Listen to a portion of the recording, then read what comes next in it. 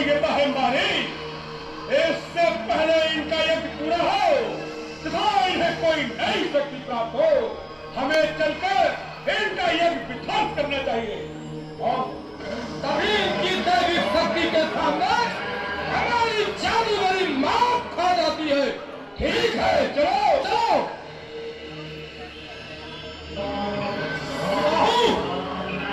लेकिन बहुत पास मत जाना, बड़ी शक्ति है इसमें, भस्म कर देगा। चलो।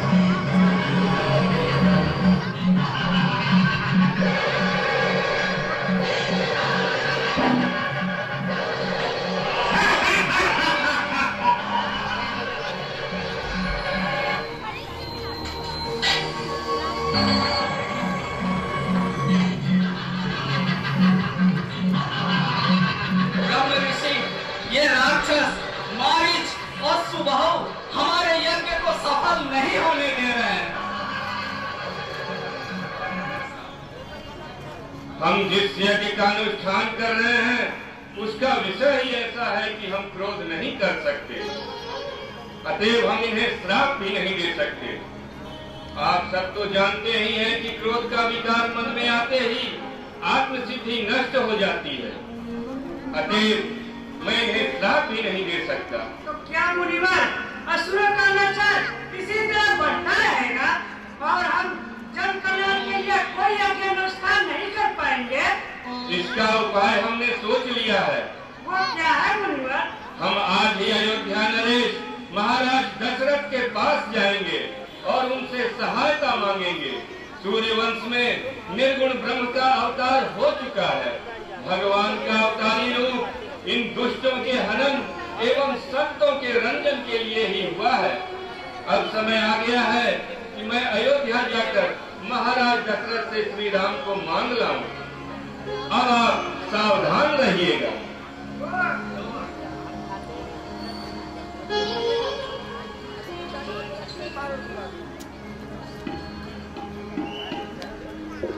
बैठ जाओ ना, नहीं पड़ेगा। जब सीन नहीं चल रहा तो बैठ जाओ।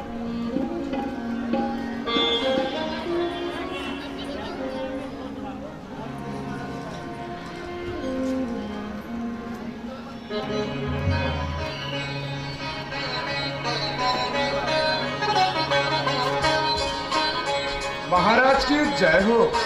महाराज महर्षि विश्वामित्र जी द्वार पर पधारे हैं। बिना किसी विशेष प्रयोजन के तपोवन छोड़कर विश्वामित्र जी नहीं आए। जब ज्ञान और विज्ञान की ऐसी विभूति अतिथि रूप में आए तो राज को आगे बढ़कर उनका अभिनंदन करना चाहिए। उठिए राजा, जो आज्ञा बोले। मुनि आगमन सुना जब राजा, मिलन गयोले विप्र समाजा। करि दंडवत मुनि सन्मानी, निज आसन बैठा रे आनी।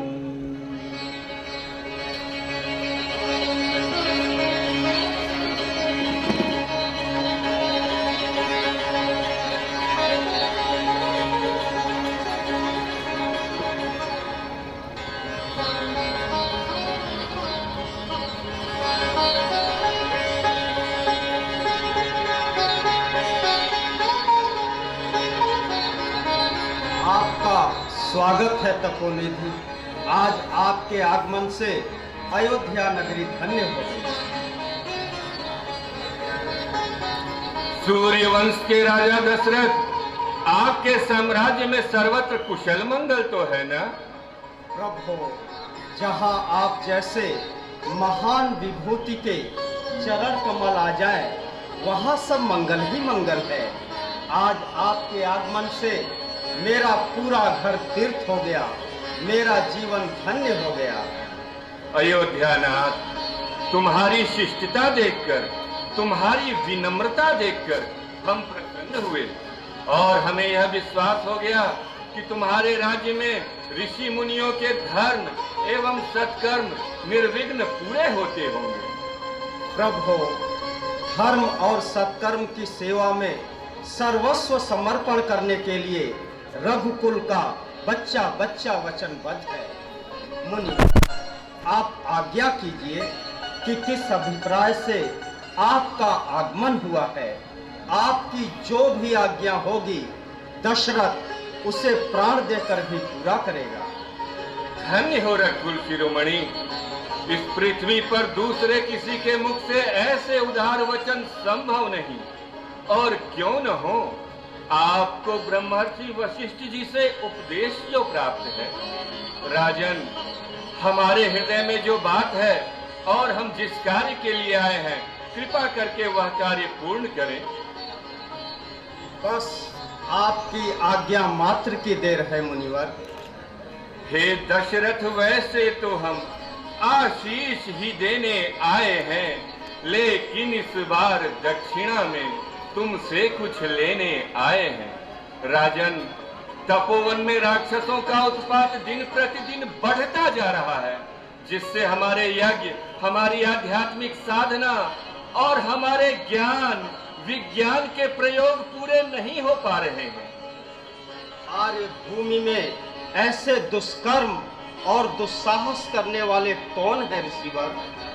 लंका के राजा रावण का पुत्र सुबाहु और ताड़का का पुत्र मारीच, वे अपनी मायावी शक्ति से हमारा कोई भी कार्य, हमारा कोई भी पवित्र अनुष्ठान पूरा नहीं होने देते। राजन, वे अपनी मायावी शक्ति से जन कल्याण के भी कार्यों में बाधा डालते हैं। राजन, हे मुनिराज, तपस्वियों और मुनियों की सहायता करना हमारा धर्म है। हमारी सारी सेना आपकी सेवा में तैनात कर दी जाएगी। नहीं अयोध्यानाथ, सेना की सहायता से यदि सुरक्षा का उपाय किया गया तो असुर शक्तियां भी अपनी सेना को संगठित कर लेंगी, और उसके लिए अभी उचित समय नहीं आया है। प्रभु, तो फिर हम किस प्रकार से आपकी सहायता कर सकते हैं? राजन, हम तुमसे तुम्हारे राम और लक्ष्मण को मांगने आए हैं। इससे हमारी रक्षा का उपाय स्वतः ही हो जाएगा। क्या कहा? राम और लक्ष्मण? नहीं नहीं, वे नन्हे से बालक आपके मनोरथ को कैसे पूर्ण कर सकेंगे? हे स्वामी, सभी समर्पित हैं, जितने साधन शासक के हैं, पर प्रभो विचार के वचन कहो, सुचारों चौथे पन के हैं। वैसे तो चारों ही मेरी बूढ़ी आंखों के तारे हैं, लेकिन राम लखन दोनों प्राणों से ज्यादा प्यारे हैं। फिर राम सदा सुख धाम मेरा, कब उसका विरह गंवारा हो, जब घर का वही चांद ना हो, जीवन का वही सहारा हो।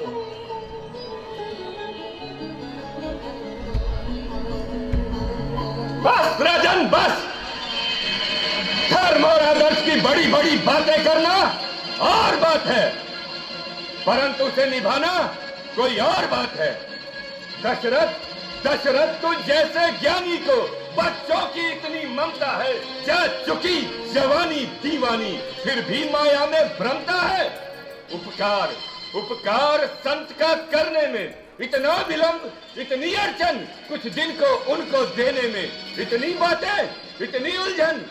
यदि आज विष्णु से कहता मैं, चल देते छोड़ गरुड़ वाहन, शंकर से अगर अर्ज करता, हिल जाता उनका भी आसन। राजन, मांगी जो तुझसे यह भिक्षा, मांगी जो तुझसे यह भिक्षा, इसलिए तुझे संताप हुआ, दुख हुआ, मुझे भी तुझको भी इस पुण्य कार्य में पाप हुआ। ठीक है राजन, हम जिस तरह आए थे उसी तरह लौट जा रहे हैं। क्रोध न कीजिए मुनिवर, क्रोध न कीजिए। आप मेरे देवता के समान हैं, मुझ पर अनुग्रह कीजिए। देव, गंधर्व, किन्नर जब उन राक्षसों से नहीं लड़ सकते तो मेरा नन्हा सा राम अकेला उन राक्षसों से कैसे टक्कर ले सकेगा? मेरे पुत्रों पर दया कीजिए मुनिवर, दया कीजिए। ब्रह्मर्षि वशिष्ठ, लगता है महाराज दशरथ की नजर अभी तक राम के दिव्य तेज को नहीं पहचान सकी है, परंतु आप तो ज्ञानी हैं, आप तो जानते हैं, आप ही इन्हें समझाइए। विश्वामित्र जी ठीक कह रहे हैं राजन। राम के योगाभ्यास की धाराओं को मोड़ने का समय आ गया है। वे तो स्वयं मंगल भवन अमंगलहारी हैं। समय और काल बीत जाएंगे, युग बदल जाएंगे।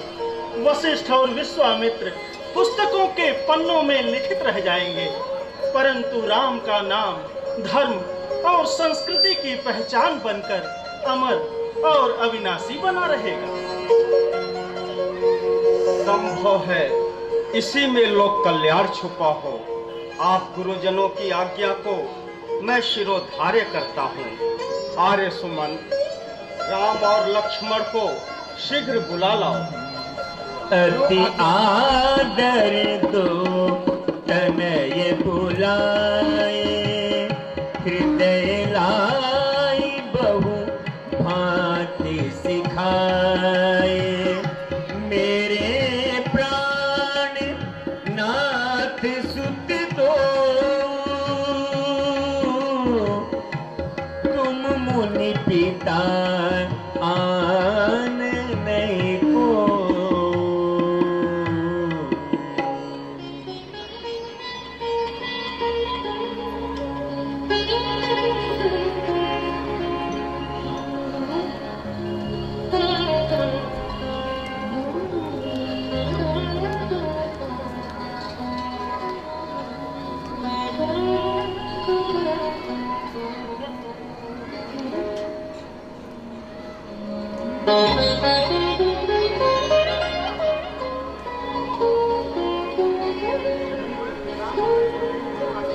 हे मुनिराज, राम और लक्ष्मण मेरी दो आंखें हैं, मेरे प्राण हैं। आज मैं इन्हें आपको सौंपता हूँ। लो हाथ में हाथ नाथ इनका, ये दोनों भोले भाले हैं। मुनिवर को यह याद रहे, मेरी आंखों के तारे हैं।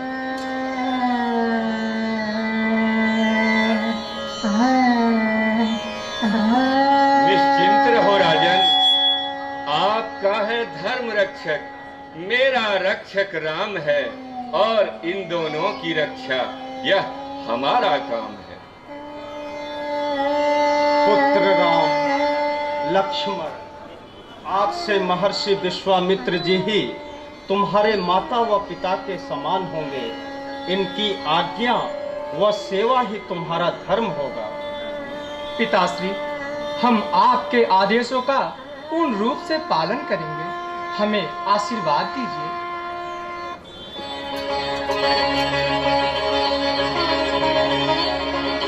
पुरुष सिंह दो वीर, हरखी चले मुनि भय हरण। कृपा सिंधु मति धीर, अखिल विश्व कारण करन। पुत्रों, यहाँ से हमारे तपोस्थान के दो मार्ग हैं, एक 3 दिन का और दूसरा 6 मास का। 3 दिन वाले मार्ग में बड़े बड़े राक्षस रहते हैं, और 6 मास वाले मार्ग में किसी भी प्रकार का संकट नहीं है। अतएव हमें कौन से मार्ग से चलना चाहिए? गुरुदेव, हम क्षत्रिय हैं। हमारा काम राक्षसों का संहार करना ही है। अतएव 3 दिवस वाला मार्ग ही उत्तम रहेगा। जैसी तुम लोगों की इच्छा।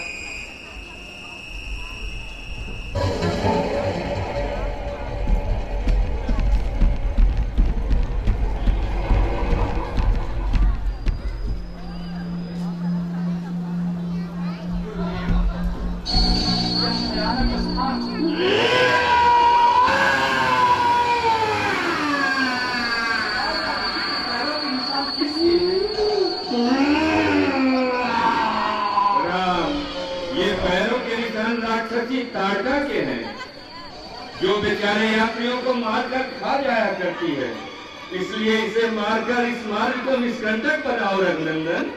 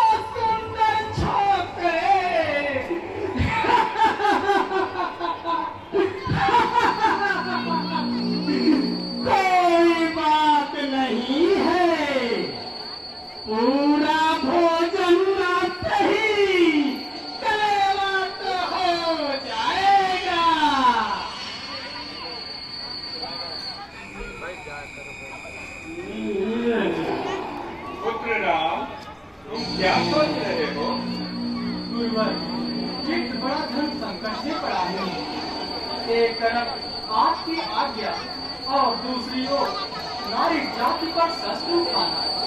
आज तक किसी रघुवंशी ने न तो गुरु की आज्ञाकारी है और न ही किसी ने स्त्री पर हाथ उठाया है। अतः मैं इसे कैसे माना मुझे? बस स्त्री वह होती है जिसमें दया, कोमलता और लज्जा हो। यह कठोर, निर्दयी और निर्लज्ज है। जब यह स्वयं शस्त्र लेकर पुरुषों से युद्ध करती है तो इसे स्त्री समझकर छोड़ना भूल है रघुनंदन।